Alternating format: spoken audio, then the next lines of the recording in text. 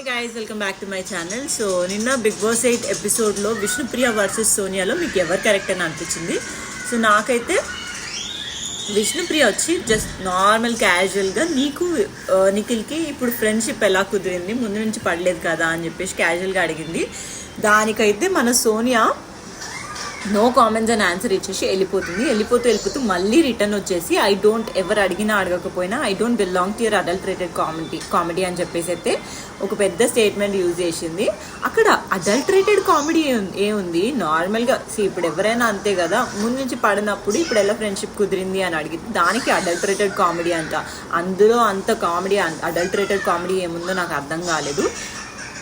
I understand ఆ స్టేట్మెంట్కి తనకి hurting అనిపించవచ్చు, బట్ మరీ అడల్టరేటెడ్ కామెడీ అనేంతైతే టూ మచ్గా తను రియాక్ట్ అయింది అనిపించింది. అలా రియాక్ట్ అవ్వకుండా అట్లాంటి స్టేట్మెంట్స్ వాడకుండా